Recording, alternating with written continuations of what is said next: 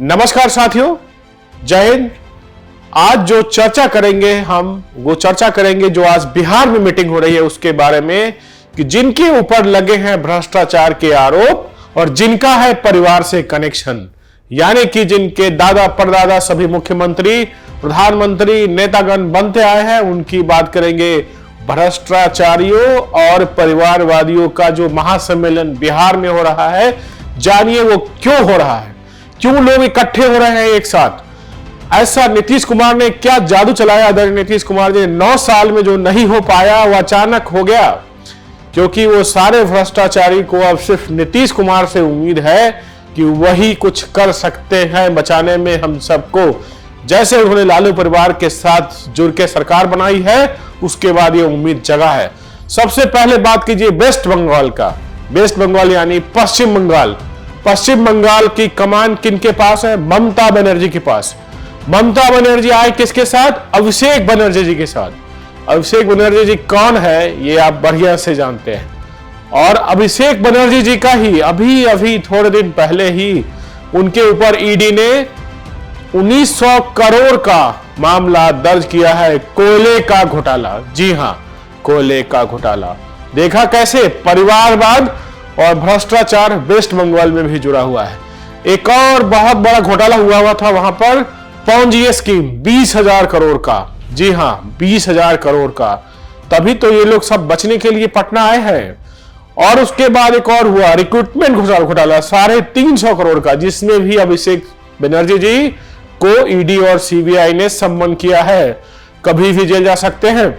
Waste Bengal का total घोटाला 22,250 करोड़ का घोटाला। जी हां, 22,250 करोड़। अब आप बात करिए, वेस्ट बंगाल से लगा हुआ राज्य है उड़ीसा। हालांकि नवीन पटनायक इस मीटिंग को पार्टिसिपेट नहीं कर रहे हैं, लेकिन जान लीजिए वो कौन है। उनके पिताजी आदरणीय बीजू पटनायक जी भी सीएम रहे हैं, वो भी सीएम है। देखिए कैसे परिवारवाद चल रहा है पूरे देश में। जो भी दल आज पटना में इकट्ठा हो रहा है, उनके यहां परिवारवाद की कहानी क्या है? उनके ऊपर लगा चीट फंड स्कैम। उनके पार्टी के वरिष्ठ सदस्यों ने मिलकर 10,000 करोड़ का चीट फंड किया। अगली बारी वही की जहां पर यह कार्यक्रम हो रहा है, बिहार।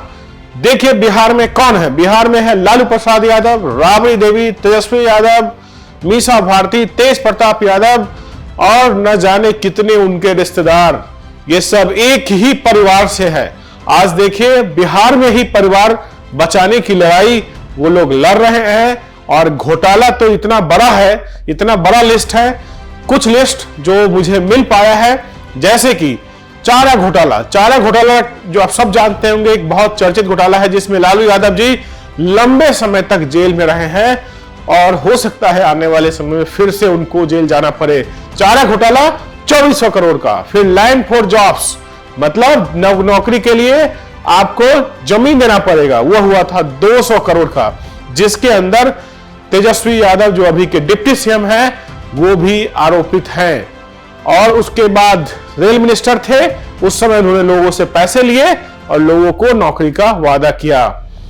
अब बात करिए जो इस पूरे परिवारवाद और भ्रष्टाचार का जो महासम्मेलन के जो मुखिया है आदरणीय नीतीश कुमार जी, अभी उनके पार्टी के एक सांसद पर 1600 करोड़ का गलत तरीके से एम्बुलेंस का टेंडर देने का आरोप लगा है, जिन्होंने इससे पहले बिहार में शराब का कारोबार करते थे। जी हां, 2015 से पहले शराब का कारोबार करते थे। आप सबसे जल नल का जो घोटाला हुआ था, जो कहा जाता था कि जल ही जीवन है और जल जीवन हरियाली योजना, उसमें 25,000 करोड़ का जो घोटाला हुआ है।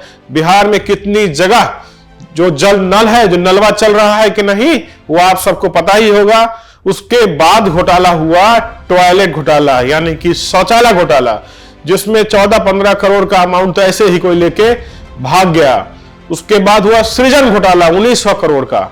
देखिए कितनी बड़ी घोटाले की जो आरोप लगते हैं सरकार के ऊपर, और जिसके ऊपर पहले का आज का जो सत्ता दल है कल विपक्ष में था तो जोर जोर से आरोप लगाता था। बिहार में टोटल घोटाला 31,113 करोड़ इन परिवारवादियों के द्वारा जो आज इकट्ठा हो रहे हैं। अगला जो महाशय हमारे बिहार की धरती में पधारे हैं वो है ठाकरे परिवार से, उद्धव ठाकरे जी। बाल ठाकरे थे पहले, उनके बेटा उद्धव ठाकरे, फिर आदित्य ठाकरे, उनका बेटा, यही चलता रहेगा। ये परिवारवादियों का जो आज मीटिंग है उसमें देखिए और कौन आए। शरद पवार जी के परिवार से देखिए कौन कौन है, अजित पवार, सुप्रिया पवार, ये सब लोग एक साथ मिल गए। किसी जमाने में महाराष्ट्र में इन सबको आपस में बनती नहीं थी, लेकिन आज परिवार बचाने की जो लड़ाई है उसमें सब साथ हो गए और परिवार ही बचा रहे हैं और भ्रष्टाचारी एक साथ एक दूसरे को गले मिल रहे हैं। इन सब पर बहुत बड़ा भ्रष्टाचार का आरोप लगा हुआ है। 1200 करोड़ का बार घोटाला है। उनके ही फॉर्मर मुंबई कमिश्नर ने उन पर आरोप लगाया था, उनके पार्टी के लोगों पे, कि 100 करोड़ का महीने का डिमांड कर रहे हैं। उसके बाद आपको सबको याद होगा आदर्श सोसाइटी का घोटाला जो 1500 करोड़ के आसपास का है, जिस पर ईडी सीबीआई का प्रोसेस चल रहा है, अटैचमेंट चल रहा है। उसके अलावा इरिगेशन घोटाला जो हुआ था, अजित पवार जी उसमें आरोपित थे और ये तो बहुत बड़ा नंबर है दोस्तों। उसमें जो है करीब करीब 70,000 करोड़ का जो है सामान देखने को मिलता है कि 70,000 करोड़ का फाइनेंशियल इरेगुलेटरी हुई थी। शरद पवार जी के ऊपर भी 25,000 करोड़ के घोटाले के आरोप लगे हुए हैं। टोटल 97,700 करोड़ का आरोप महाराष्ट्र की तरफ लगता है और आज सारे आरोपी अपने परिवार को बचाने के लिए, अपने भ्रष्टाचार को छुपाने के लिए आज बिहार की पावन धरती पर पधारे हुए हैं और उसके मुखिया नीतीश कुमार जी हैं। अगला नंबर यूपी का है। यूपी में देखिए कौन है। स्वर्गीय मुलायम सिंह यादव सीएम रहे, अखिलेश यादव सीएम, डिम्पल यादव सांसद, राम गोपाल यादव जी हैं, प्रतीक यादव, धर्मेंद्र यादव, न जाने कितने यादव एक ही परिवार से समाजवादी बनने की कोशिश कर रहे हैं। समाजवादी नहीं, ये परिवारवादी है, इसीलिए इनका भी स्वागत किया गया है। इनके ऊपर तो बहुत सारे आरोप रहे हैं पहले भी, लेकिन 2000 करोड़ का जो आरोप है समाजवादी पेंशन योजना, यानी कि जो गरीब को पेंशन जानी थी उस पेंशन का लाभ इन लोगों ने उठा लिया, ऐसा आरोप है उनके ऊपर। उसके अलावा बात कीजिए झारखंड में क्या हुआ। झारखंड में हमारे शिबू सोरेन जी, हेमंत सोरेन जी और दुर्गा सोरेन जी, ये इनकी पार्टी है और ये लोग इस तरीके से काम कर रहे हैं। करीब करीब 10,000 करोड़ का माइनिंग स्कैम घोटाला इनके ऊपर है। कोयले का घोटाला किया इन्होंने, खुद की कंपनी बना करके खुद ही लाभ उठा लिया। अगला नंबर है तमिलनाडु का। तमिलनाडु में भी आप जानते हैं कि कौन है आज सरकार, वहां सीएम कौन है। एमके स्टालिन जो सीएम है वो स्वर्गीय करुणानिधि के बेटे हैं। वो भी बिहार आए हैं अपने परिवार को बचाने के लिए और अपने भ्रष्टाचार को बचाने के लिए। उनके जो एसेट वैल्यू है वो ऐसा आरोपित लगाया गया है कि 1400 करोड़ का एसेट वैल्यू है। जानिए कैसे किसी समाज सेवा और पॉलिटिशियन का हो सकता है। टोटल करप्शन का अमाउंट 30,000 करोड़ रुपए का है। अगला नंबर आता है कश्मीर का। कश्मीर तो अपने आप में ही हमेशा विवाद में रहता है, लेकिन देखिए कैसे परिवार दर परिवार चलता है वहां। शेख अब्दुल्ला, फारूक अब्दुल्ला, उमर अब्दुल्ला, महबूबा मुफ्ती, मुफ्ती मोहम्मद सईद, ये सब दो परिवार में पूरा जम्मू कश्मीर बटा हुआ है।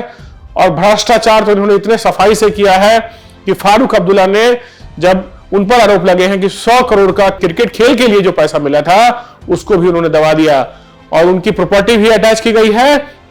और 172 करोड़ का कश्मीरी बैंक का घोटाला है जिस पर भी कार्रवाई चल रही है। उसके बाद अब करिए सबसे बड़ी बात है यूपीए का, यूनाइटेड प्रोग्रेसिव अलायंस, जिसके मुखिया राहुल गांधी जी इनडायरेक्ट वे में है, सोनिया गांधी जी रहे हैं। उन्होंने तो घोटाले के सारे रिकॉर्ड तोड़ दिए। हालांकि है कौन वो? उनके दादा प्राइम मिनिस्टर, उनकी दादी प्राइम मिनिस्टर, उनके पिताजी प्राइम मिनिस्टर, उनके चाचा रहे नेता, सोनिया गांधी उनकी मां कांग्रेस की अध्यक्ष रही। देखिए कैसे उनकी बहन प्रियंका गांधी, रॉबर्ट वाड्रा, ये सब लोग आज अपने परिवार को बचाने के लिए बिहार की धरती पे आए हैं। देखिए इनका भ्रष्टाचार, कोल स्कैम 1,86,000 करोड़ का 2012 में सामने आया। सीएजी रिपोर्ट ने कहा 194 कोल ब्लॉक्स जिस पर मैसिव रूप से पॉलिटिक्स का यूज हुआ, कांग्रेस ने उसको मिसयूज किया और उसके बदले 1,86,000 करोड़ कमाने का आरोप है। उसके बाद सबसे चर्चित 2008 में जो 2G स्पेक्ट्रम का घोटाला हुआ था, फिर से 1,76,000 करोड़, यहां हजारों में नहीं, यहां कांग्रेस में लाखों में है।